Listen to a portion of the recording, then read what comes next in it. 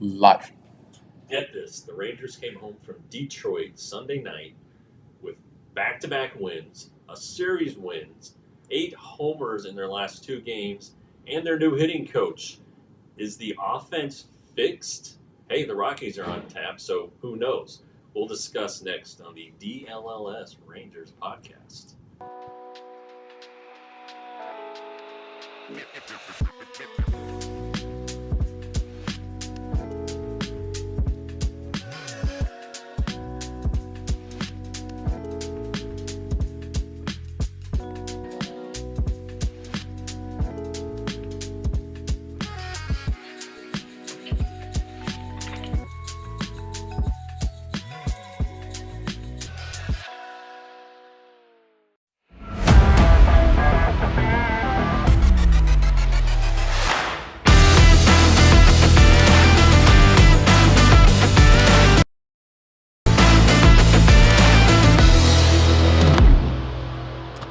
Yeah, there's Jock Peterson, tongue out. Maybe he knows something we don't know. Maybe he's just thirsty.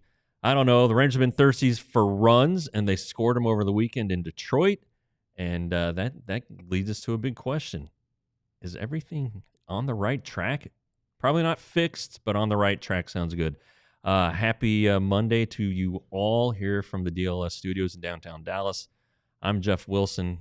Got the prophet over yonder. And look who's joining us from the great state of Michigan.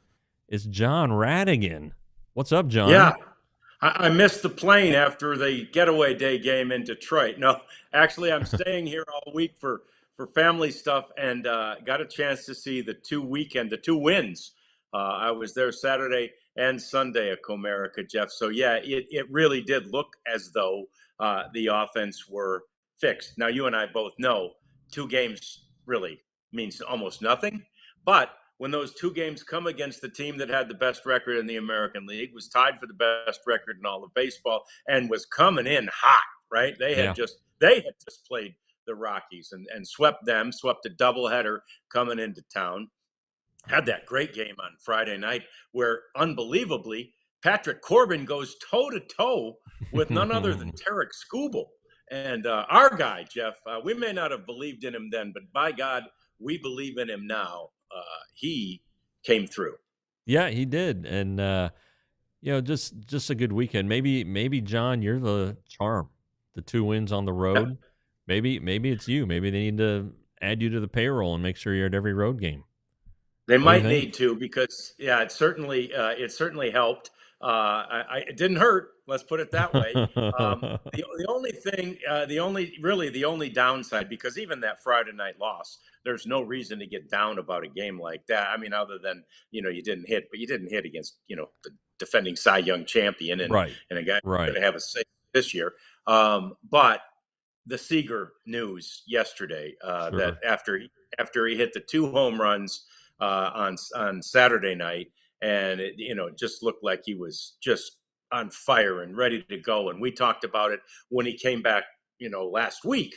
Oh, wow, the offense clicked. Maybe it has nothing to do with Bret Boone or anybody else. It's just Corey Seager.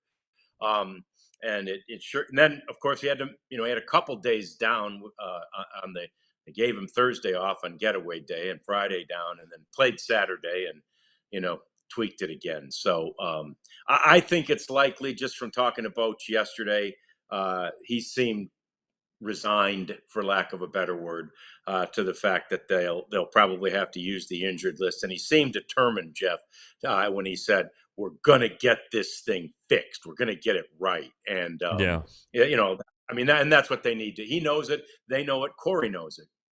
And he said it was hard to put a number on it, but he thought when Corey came back, he was about at 85%.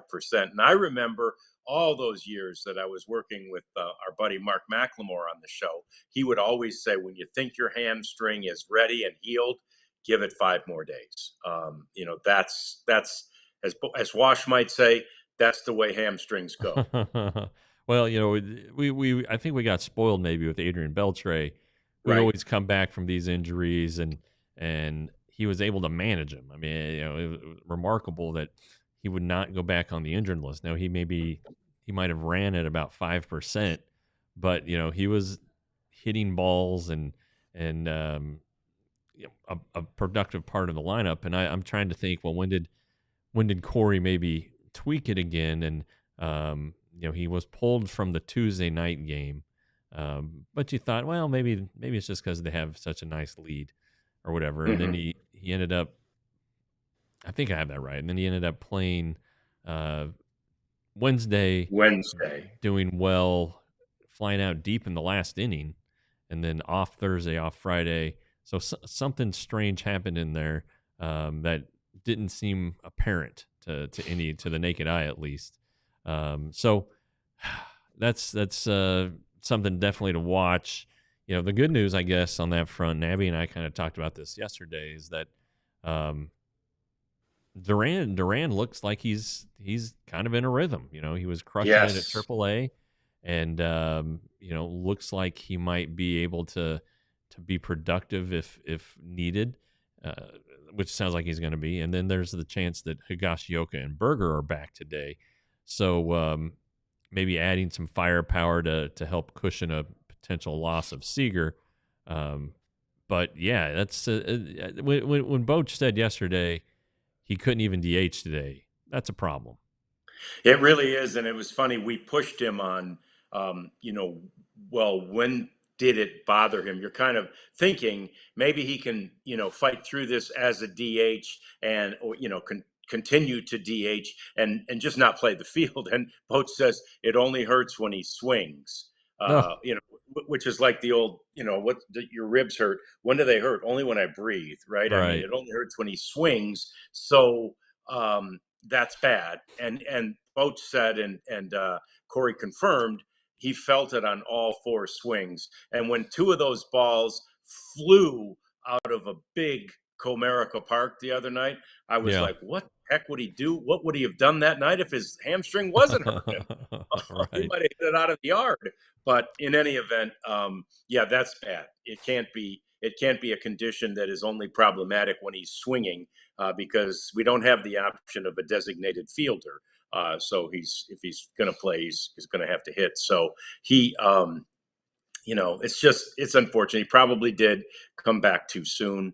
Boach said only at 85%, but who can blame him? He was watching that offense just struggle so mightily. Who can blame the Rangers for saying, man, if you're ready, we'll take you?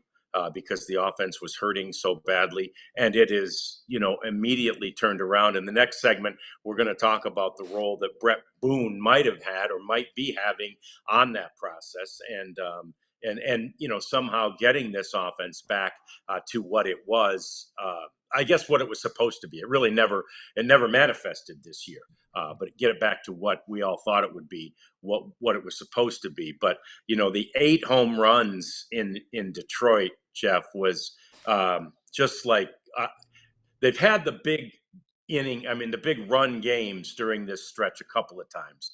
Yeah. But to see the ball leaving the yard, to see that slug back, it wasn't just the home runs. The slug was up significantly across the board.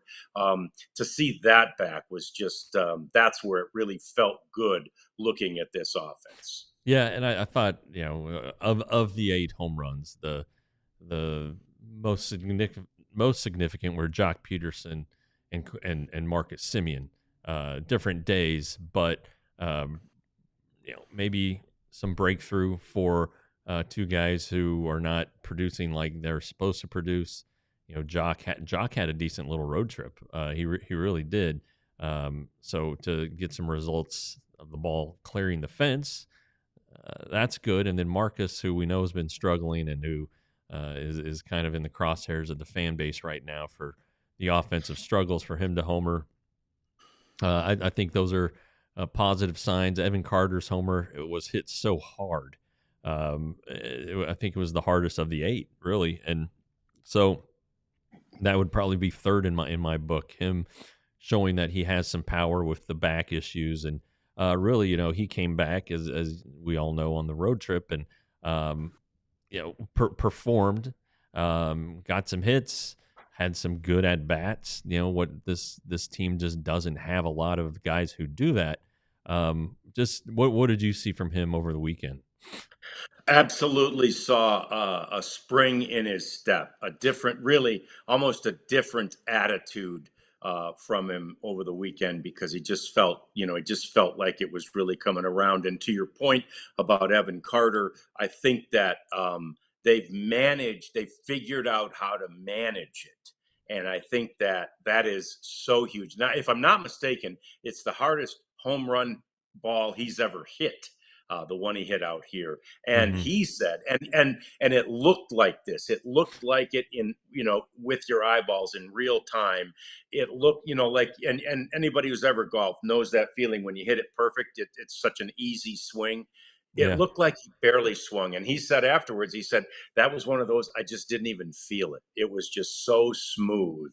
And if we're back to there with Evan Carter, right? If he's not feeling the back, he's swinging that sweet, smooth lefty swing. That's going to put him right back to, maybe where he was offensively in 2023, right? When you're just doing it, you're not thinking about it, and then you're not feeling it, because when you feel it, it makes you think about it more, and then it's like a vicious cycle. If it's just all natural, like it really looked that way when he hit that ball deep on Saturday night. Yeah, catching up on a comment, Go CP, Elijah just had it up. The guys seem to have better ABs this last series. Not a lot of guys giving up. I think really one of the best at bats was by Ezekiel Duran. It was around a 10 or 11 pitch at bat, down in the count, fouling off, staying alive. That's the kind of battling that you see from a team that's, feeling good about itself and confident, and has the right approach. You waste the pitches waste the pitcher's pitches and wait for your own pitch. And so, maybe it's contagious. Maybe Evan Carter can show off a lot of show some guys, these young guys or these older guys how to do it again, or at least remind them. But and Ghosty says Adolis has been more patient too. Adolis had a good weekend. I thought he had a good series. He did. Yeah. And of course, the beneficiaries of all these runs were Jacob deGrom and Nathan Eovaldi, guys who don't necessarily need them, but also guys who haven't gotten it at all. And you can go back to deGrom's days with the Mets and see how little run support he gets. I thought, including our guy Carpenter, the rotation gave up 4 runs in 19 innings in the series. That's not bad. I'll take that. And then but I thought while Eovaldi kind of had to fight his stuff and really pitched great to have 7 scoreless innings, I thought deGrom had dominant stuff and might have been a little unlucky to give up his 2 runs. I thought exactly the same thing. I was sitting as in the seats at that game. My brother has tickets pretty close, right behind the Rangers dugout, and there were there were a lot of Rangers fans around, and my son and I were there with my brother's family. And anyway, we're cheering for the 2 home runs, Josh Smith and Corey Seager off the top, and then they come up and hit a leadoff home run, and the other fans around me and I were looking at deGrom, and we all noticed it. We're like, oh gosh, he is so mad at himself. He knows exactly what he did wrong. And I told all the Tiger fans around, I said, watch out. He's mad. He's angry now. You've angered the bear. And it sure looked like he had 10 strikeouts, Jeff, in 5 innings. That's 2 strikeouts an inning. And I was talking to Eric Nadel yesterday about it. He goes, he could have easily had 2 more if the umpire wasn't so bad. Right. Right. He might have had 12 strikeouts in 5 innings. And I really believe the Rangers are doing a great job of managing his workload and get him out of there. As much as we'd all love to see him pitch more, because it's so fun to watch him, get him out of there with a big lead after 5 and keep the innings count down for later in the season. Yeah, I think the having a margin these last couple starts have allowed the Rangers to kind of ease off of him a little bit, and so that's it's sad for guys who like to watch pitching, but good for guys who want to watch pitching in October. And that's still this team's goal, and the pitching's holding up its end of the bargain. And like we were just talking about, and we'll talk about a little bit more here in the next segment, it looks like the hitters are starting to come around too. So next segment, Bret Boone, and we'll get back to you right after this.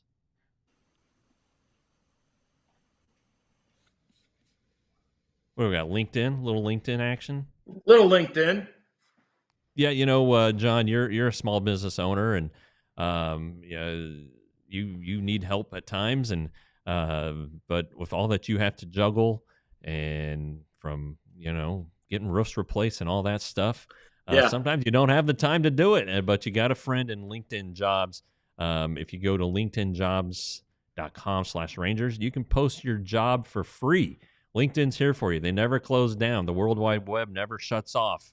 People can look at your job listing 24/7, and it'll help weed out the bad candidates, get you some good candidates, and you can reach out and start the hiring process from there. So it's really our friend. It's a great network. If you're looking for a job, or if you're an employer who has a job to post, go to linkedin.com/Rangers. Yeah, we had another little catastrophe. One of the big, commercial refrigeration units died on us, and so I went straight to Game Time to get the heck out of there. I'm like, somebody else deal with this. I don't want to mess with it. No, and actually, I did check Game Time here in Detroit, by the way, at Little Caesars Arena, Jeff. That's where the Pistons and the Red Wings play. Yes. Little Caesars Arena this week. They have 2 acts coming in this week, Wednesday and Thursday, I believe it is. They've got Shakira, and the tickets you could get on Game Time, they start at $189, and then they've got Barry Manilow. Ooh, what a combo!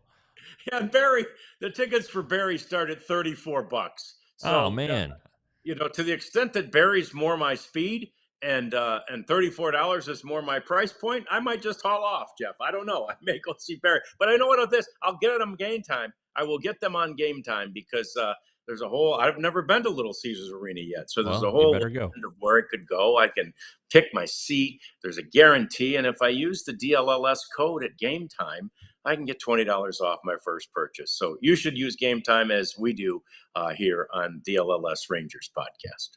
Yeah, a couple questions here. When will Rocker start a rehab assignment? I think he's going to start throwing off a mound this week, so he's probably got a couple weeks until a rehab assignment.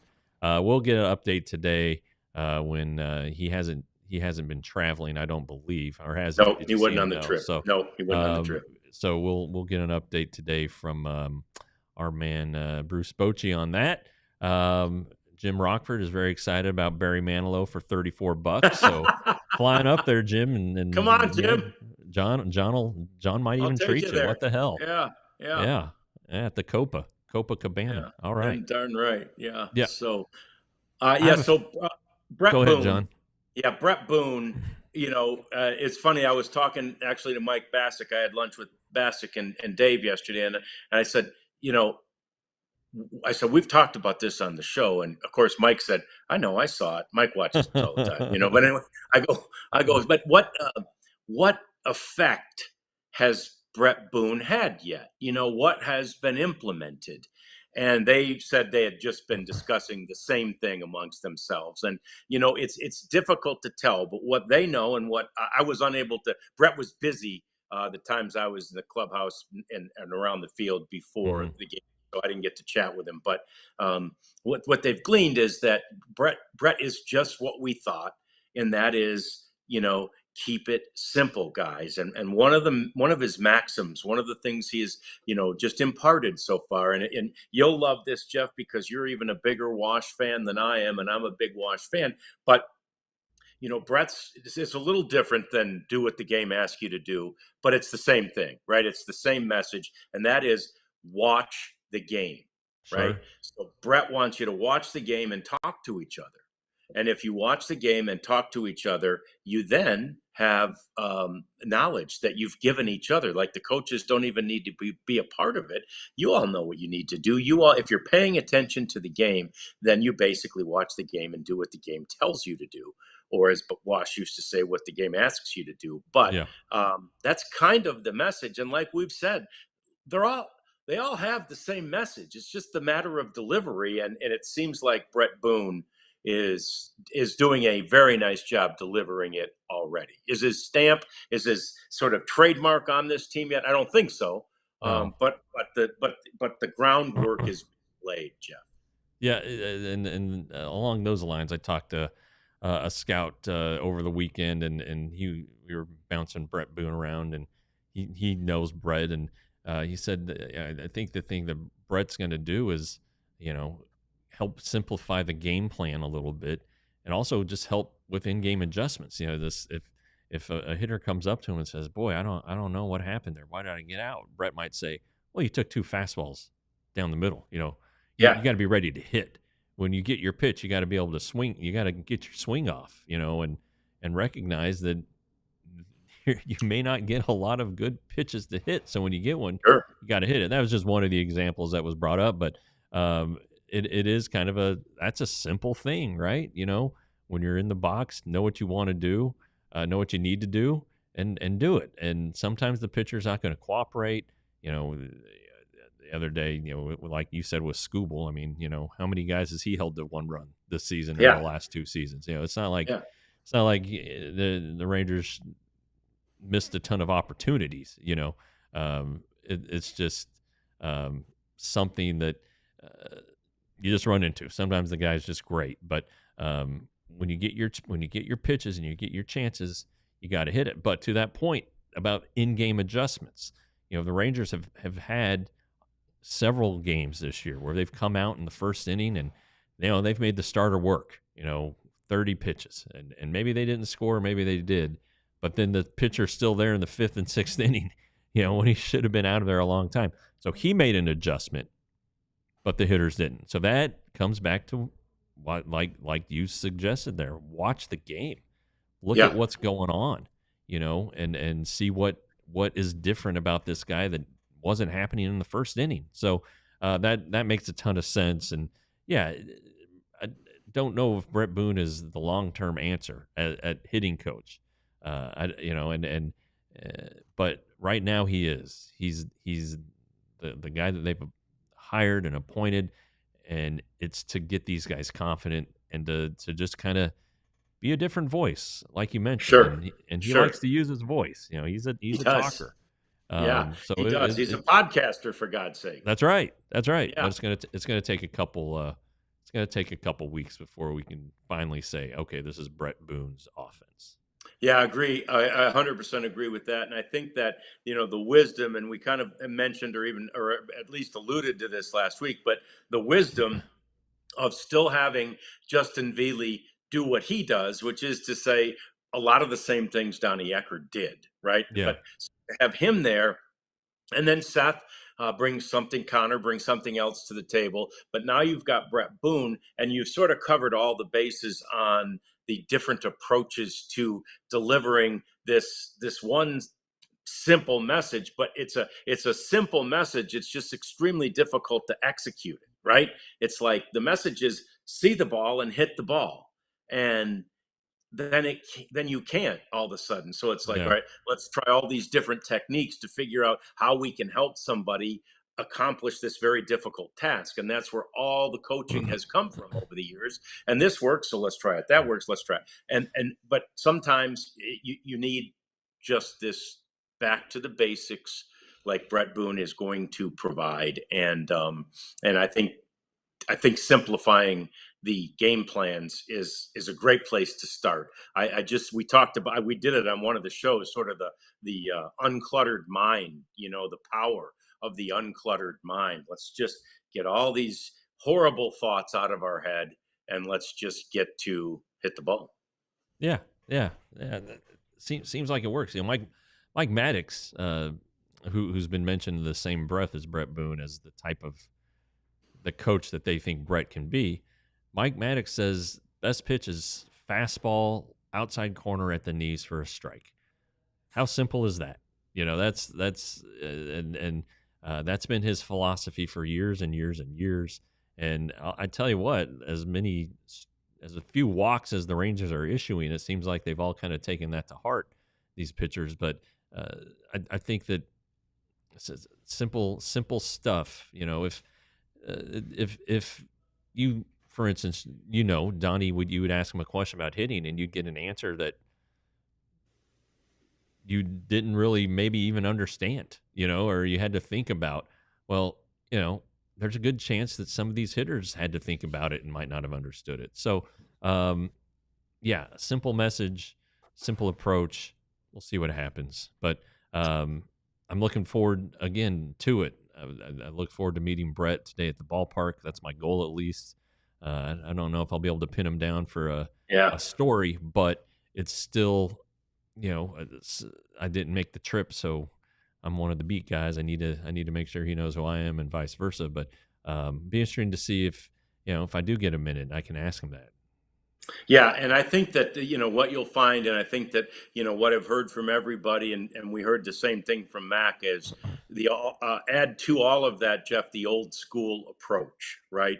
It is just a much more old school approach, and the one thing that he emphasizes is don't ever take your foot off the gas offensively, because even if it's an 8-1 game, or whatever, and you get up there, you've got to continue to pound it offensively, to send a message to your own teammates, and or to send a message to that pitcher who you might see again someday, and to send a message to that team. It's just full throttle the whole time, and I think a lot of teams do have a tendency, if they get a big lead, to back off just a little bit, and that's not one thing. That's something he's not really going to be willing to tolerate.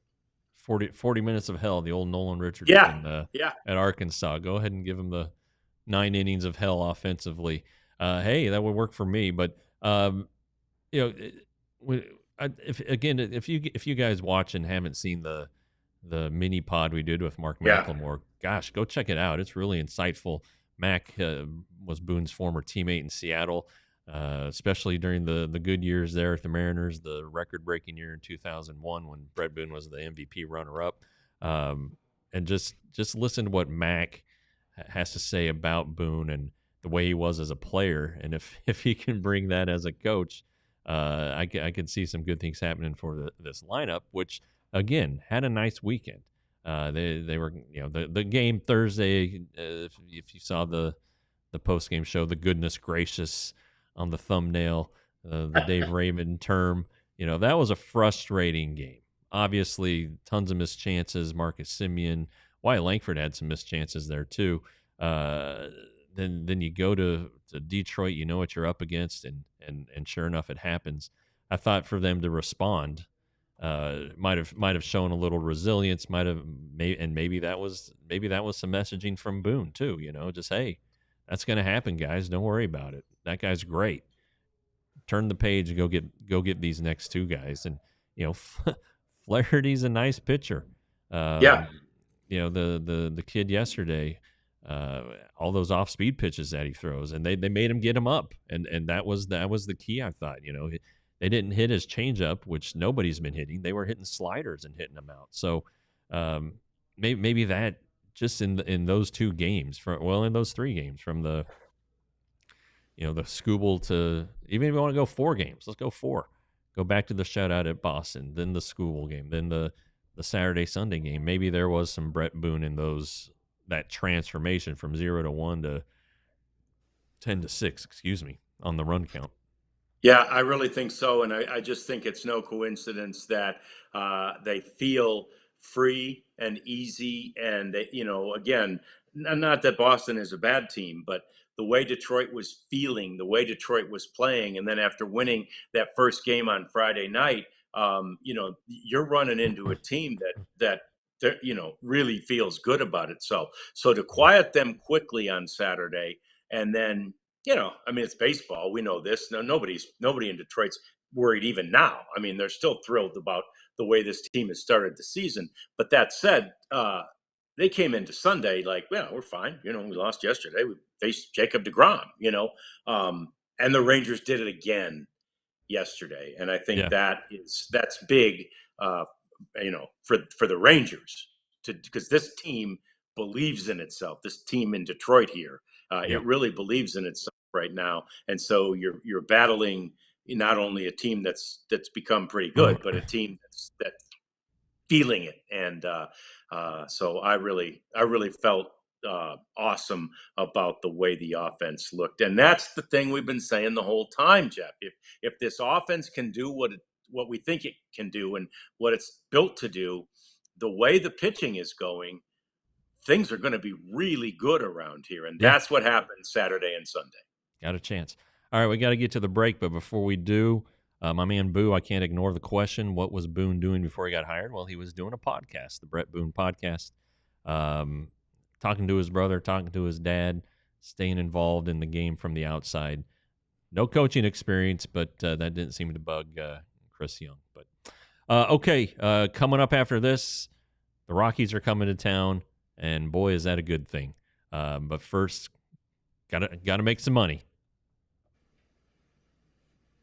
Yeah, we got to talk about Shady Rays. Oh, it has been sunny and beautiful here in Detroit every day that I've been here so far. And everybody that's around here tells me it's the first good weather they've had all spring. So I've been sporting the Shady Rays every day and indoctrinating a whole new customer base to the greatness of Shady Rays. They're great sunglasses. You see the styles, you see the colors, and they are almost indestructible. I might have snuck in a golf round or two. And one of the rounds, I threw them in the little glove box of the golf cart, and they bounced around for 18 holes. And I thought, oh man, I probably shouldn't have done that. Picked them up, no problem, no scratches, no dents, no bends. Yeah. So you should get some Shady Rays, because right now they've got 35% off for our customers, our listeners, our viewers. 35% off is significant. Use the code DLLS at Shady Rays. Yeah, and I'm the sleeper spokesman for DLLS because I continue to kick butt and take names. Although yesterday was not a good day for me. I'm not going to lie. We had some trouble yesterday. You get one thing you got to be worried about are blowouts in any sport. A basketball blowout ended up hurting me because guys get rest. They sit down for the fourth quarter. The guys that need to score a certain amount of points. Well, they're going to sit the rest of the game either way. So not good. Something to be wary of. Little inside tip for you there.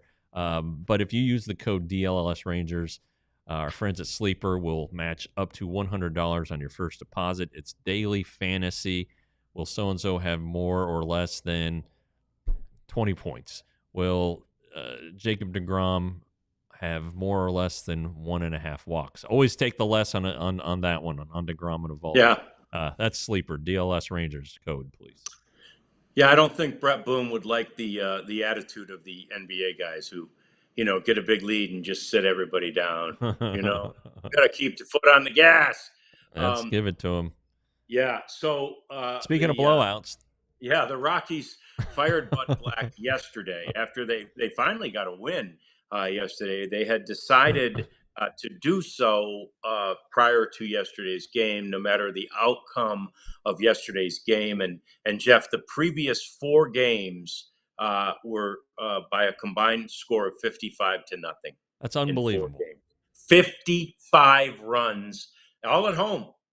Right. I mean, it's unbelievable. And Eric Nadel and I were talking about this yesterday in the dugout, and I said, God, they're gonna be drawing flies by the end of the year. They drew 38,000 on Friday night and 30 grand on Saturday. I'm telling you, people go to Rockies games. They've done a great job making the games fun to attend, other than the on-field product. Yeah.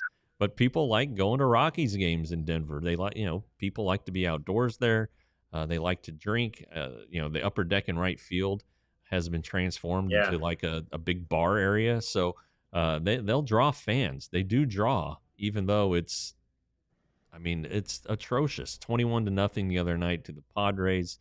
So the Bud Black news came down, I don't know, maybe 20 minutes after we had finished our post-game show yesterday, and we're talking about how dang miserable these Rockies are, and just all kinds of horrible stuff. They entered yesterday 6-33. So if they had lost, they would have matched the 98 or the 88 Orioles for putrid starts. And the Orioles, what was that? Oh, they started 0-21 that year. Is that correct? They Oh, and lost 21. They fired, they fired their manager, which was Cal Ripken, senior. They fired him after an 0-6 start, and they went to Frank Robinson, the Hall of Famer, that year, and then obviously he went 0-15 to start, and then they finally got a win. Amazingly, though, and they were 6-34. So one game better than this is the second worst record since 1900. To start the season, they were one game better than that. This bunch of Rockies is, but that Orioles team finished with 54 wins. Now, I don't want to sound like that's awesome, but it's a pretty decent comeback under Frank Robinson, actually. Sure, but I mean, right now this team's on pace to win 26 games. I think, Jeff. It's I think it's in the 30s, but it's still is it now? Okay. It's still it's still historically bad, the worst record, which just last year was set by the fighting White Sox. But you kind of look at this lineup, you're like, well, who's good? And the answer is, I'm not sure. Ryan McMahon, I guess, he's kind of been there the longest. But the center fielder's a nice player. The first baseman who hit the line drive that broke John Gray's arm, he hits the ball hard when he actually hits it. So it's going to be a frustrating time offensively for the Rockies, who get to face this Rangers pitching staff that's really, really good. Conversely, and Prophet's got the pitching matchup graphic, the Rockies are bringing in three guys who look at those ERAs. Now, of course, those are not their road ERAs. Their road ERAs are better. In the case of Freeland and Senzatella, significantly better by 2 runs, each of those guys. Dolander, it's a run better. He's the rookie who throws super hard, a really highly regarded prospect. So I'm not saying the Rangers are going to have an easy time, but Senzatella will give up a lot of hits. He has a 3.79 road ERA, but his opponent's average is 4.17. All right, so he's giving up a ton of hits and getting some double plays or some good luck behind him on the road. So there's an opportunity here for the Rangers. But I kind of look at the Tuesday game as maybe their toughest of the 3, with Leiter, who needs to get things sorted out, and then Freeland, who's a left-hander, so he's going to neutralize, in theory, Jock Peterson and Evan Carter and maybe Josh Smith a little bit. So maybe that's the Rockies' best chance for a win, but the Rangers can't lose this series. No, and that's the bottom thing. line is they can't lose the series. They can lose a game, although they shouldn't. No, they have to win that's the series. The thing. It becomes a trap series in a way, right? And fortunately, I think it would be a bigger trap if the Rangers had been playing like they played Saturday and Sunday for a long stretch of games. Yeah. It'd be easy then to come in and go, we got these guys.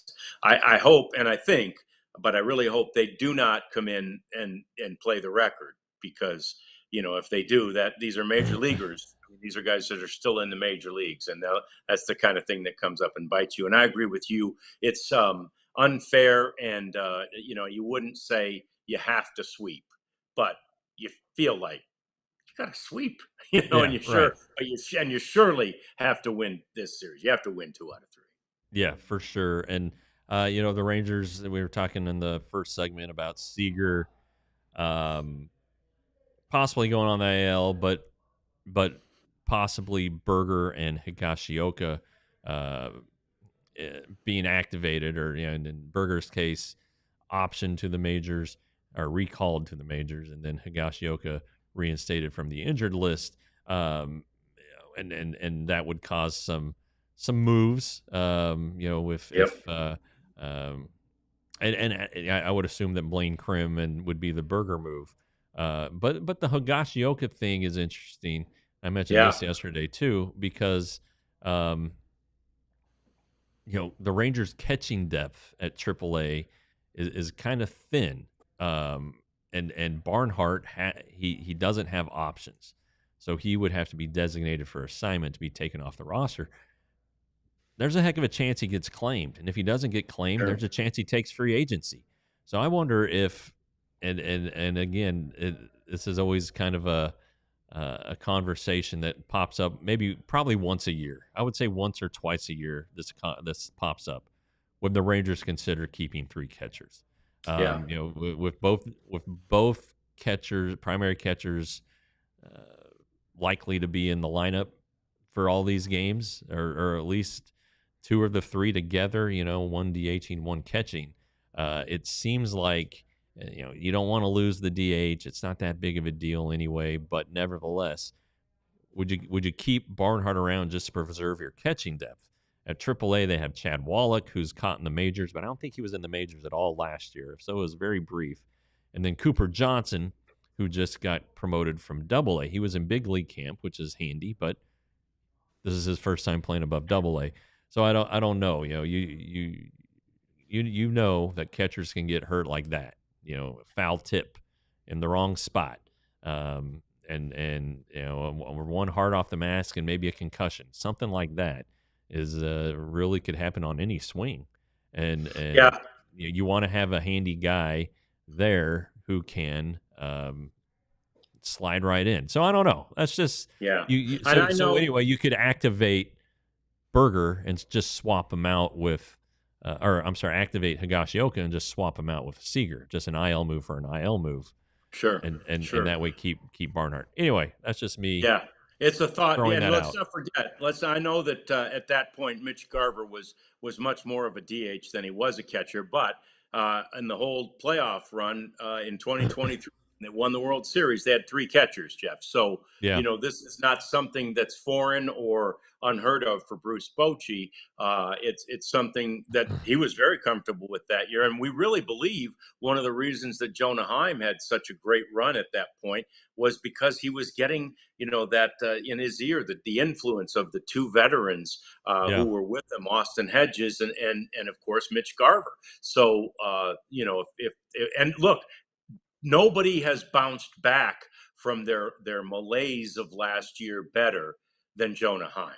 I mean, that guy has he's exceeded, I think, the expectations based on what happened last year. Yeah, I agree with that 100%, and that's kind of what the design was, for the Rangers in signing Higashioka, was to take away some of the workload and less of Heim would create more of Heim. And it's only a month. He came off a full off season. I get it, but it's hard to argue with the results, and if that can continue, he caught all weekend, so maybe he gets a day off today. But sure. The Rangers feel a little more confident with Higashioka in the lineup than they do Barnhart, even though Barnhart's last appearance was really, really good. I get it, though, and all those things are valid in this discussion of whether to keep a third catcher. And I know this is baseball minutia. When you do keep a third catcher, it limits the Bruce Bochy's bench flexibility. Yeah. And so maybe Tuesday would be a problem because you'd want to have some right-handers to come in, or some. You're going to have lefties on the bench, but maybe if a lefty comes in again, when you have a right-handed starter, then maybe that limits your pinch hitting ability. But I don't know how much you need to use the bench necessarily. So anyway, something to watch today as we arrived at the clubhouse. To answer a question way back off the top, I'm assuming that if Corey was having imaging done, that it has been done. I don't know that it's been read. The Rangers haven't announced anything yet, nor will they until probably about an hour 15 from now when we get to the clubhouse. They should have the results and a roster move ready for us, but that's usually something that they don't announce on a game day until the reporters are there.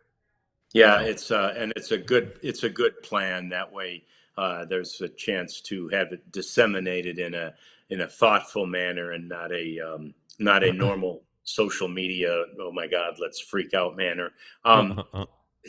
Let's also, I have to mention this, Jeff. I had never met Blaine, your man crush, Blaine, until yesterday. So I talked to Blaine yesterday, and I told him about your man crush, and he was flattered, and he was thankful too. I told him, what a champion you have been, and he said, I've heard that. I know Jeff. I appreciate it. So anyway, I hope, we all hope for his sake it's not, but that it seems pretty likely that he's had his at least his first chance at this level. There you go. Hitless, but hopefully not the last one. So yeah, one more segment to go. We're going to do some cleaning up, and we'll be back with you right after this. So Jeff's going to the ballpark today, so he's not wearing the gear, but I will be. I'll be all over the Detroit area with the DLLS and the Texas logo. I'll be sporting it all over town here, and I'll be spreading the good word about DLLS. This is a market. When I was at the ballpark, they had their own version of all the Bally, which are now FanDuel. Bunch of their guys got laid off this week, so they're all coming up to me. Hey, how'd you land where you did? What happened? I said, you don't have a DRT, whatever you're going to call it, DTRT yet. Yeah. But I said, I bet you'll get one. And I said, and it's a great place to be. But this is the All-City merchandise, store.allcitynetwork.com. And we have a spring clearance sale, 75% off. I don't know if this shirt's one of them. If it is, I'll buy it again at 75% off. And there's others. And I noticed on this trip, my son's with me. He stole two of mine. So I'm going to replace those. And then we'll go from there. But 75% off. Store.allcitynetwork.com. You've got to take advantage of this deal. We've been telling you how great this merchandise is. Now's your time to find out for yourself at store.allcitynetwork.com. Yeah, I think I looked at it earlier, and I think there's 8 Ranger shirts. I believe 6 of them are on sale at 30% off, which is still a heck of a deal. I did. We cycled through the laundry finally yesterday, John, and I was able to take inventory. I have 14 DLLS themed shirts, one from Denver, DNVR, and then 2 sweatshirts. So I'm at 17 items. Total. One of which I got for free when I became a diehard member. So when you become a diehard, which is $79.99, you get a free T-shirt, you get 20% off our events, and you get access to all of our written content. And it's not just the stuff I crank out on the Rangers. It is Cowboys, Stars, Mavericks, eventually Wings, college sports. We're going to be getting into there. So don't miss this chance to become a diehard. You know you want to do it. $79.99. alldls.com/join. Yeah, so we're going to clean this thing up now, and we've got a lovely little marker. This is like a T marker. I might have seen some of those this week, Jeff, but this is just to mark our spot. This is the batting cleanup segment. We love doing it. We love talking all things in baseball, and of course, we always like talking about our DFW buddies. One of whom is Clayton Kershaw, who, Jeff, it finally looks like he can come off the 60-day this weekend. It looks like he's lined up to start on Sunday against the Angels after his final rehab start. And that one, after he had that dominant one against the 18-year-olds in Glendale, Arizona. Right. He threw 6 no-hit innings or some such. He was in AAA. I think he allowed a couple of runs and a couple of hits, but he just needed to get his work in. He did, and all systems are go for Clayton Kershaw to start this Sunday. And as we've always said, and Jeff and I just happen to be 2 baseball guys who love good pitching, and obviously Clayton Kershaw is on the back 9, maybe the back 3, but he is still a joy to watch pitch when he's pitching. Yeah, I think he's coming down to 18, in fact. Yeah, it might be. Yeah, walking across the bridge. Yeah, yeah, exactly. But hey, the Dodgers, as BC, who's in the chat, they need starting pitching. They've got They've got Blake Snell with problems all season. They continue. Tyler Glasnow's injury woes have popped up again. They need some starting pitching. Tony Gosselin's been really, really good for them though, coming back from his surgery. But yeah, it's great to see. I mean, this is a Hall of Famer, first ballot, no doubt about it. He's from right up the street here, so that's exciting. And he's so great in our community as well. So, good news. Glad to see him back. I wanted to talk about Song Joon Kim, who you guys saw late last week. Has a 18-year-old Korean two-way player who was signed by the Rangers, amateur. He's going to forego the KBO draft where he might have been the number 1 overall pick. He wanted the chance to develop as a two-way major league player, and the Rangers are giving him that opportunity. It's for $1.8 billion, whatever the Korean currency is, which equates to about $1.2 to $1.3 million here. A nice little bonus for him. He's going to finish up high school. A couple things, and I wrote about this at alldlls.com/Rangers. He hasn't pitched a lot. He's been a position player, a shortstop for most of his high school career, but the Rangers see more upside pitching. And part of that is the low mileage, but he's been up to 95, throws a slider, split, and a curveball. The hitting is good enough in high school. You know, he makes him a prospect, sure. But I think ultimately this guy ends up as a pitcher, but they're going to give him the chance. He turned 18 on May 1st, so he is a really young 18. So the Rangers like that. And also, he's going to finish up high school, and he'll come to the United States once the deal is signed, go through fall instructs, and then probably debut next year. But kind of exciting. You know, they had stockpiled money in the event that they would get Sasaki. I couldn't even remember his name. Sasaki. Yeah. They didn't. So they have this money left over, and it's, you don't get to roll it over the next year. So you got to spend it. And they had been scouting Latin America, and they thought that this was the best use of their money. So, kind of like Julio Pablo Martinez was the plan B for Ohtani in 18. It looks like Sung-Ju Kim is the backup for not getting Sasaki. So we'll see what happens. But we're not going to know for a while.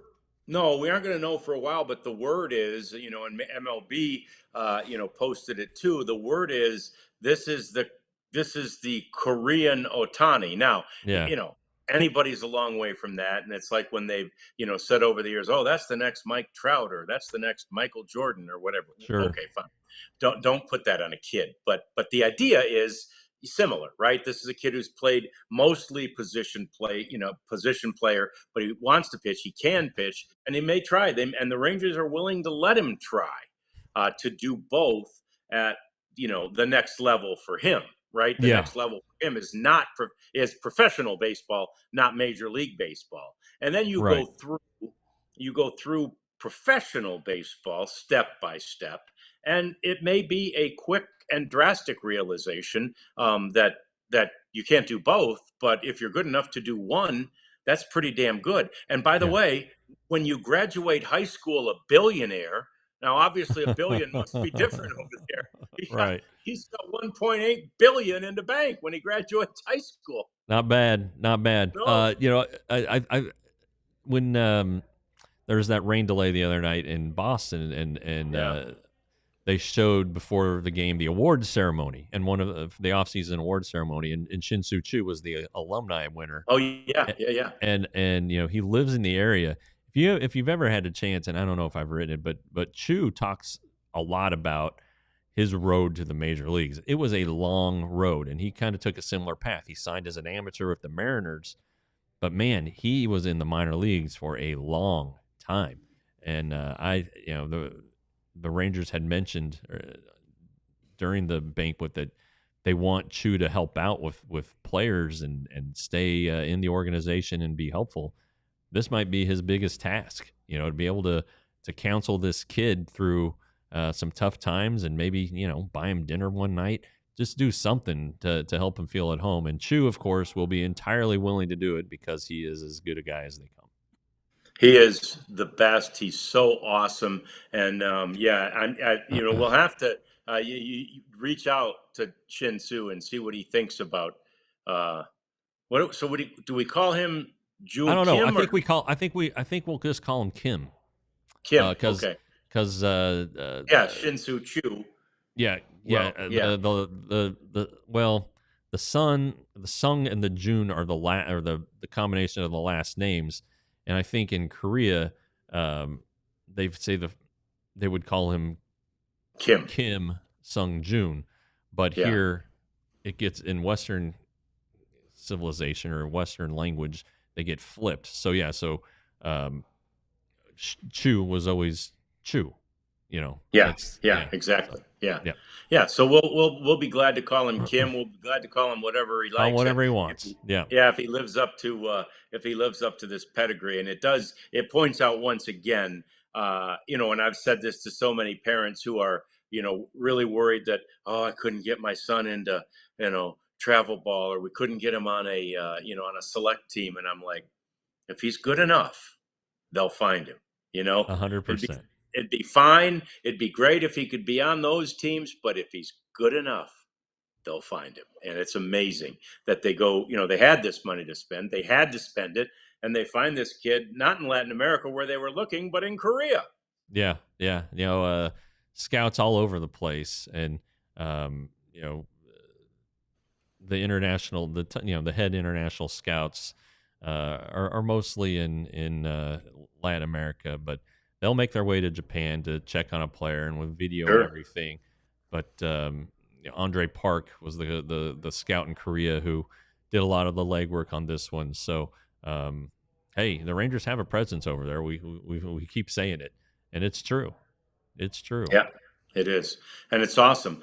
So the Battle of Chicago is going on right now, as it usually is, between the North Siders and the South Siders, and obviously that it's not much of a battle, or nor would it be on the field this year. But when the Pope was announced last week, Pope Leo is from Chicago, and right away on the on the message board there that's on Wrigley Field, it said something about he's from Chicago and he's a Cubs fan. And his brother was quick to point out in an interview with WGN, no, he's not. My mom, he said, they grew up South Siders, so they weren't on the North Side where Wrigley is. They were South Siders. So he was a White Sox fan. His mom was a Cubs fan, and his dad was a Cardinals fan.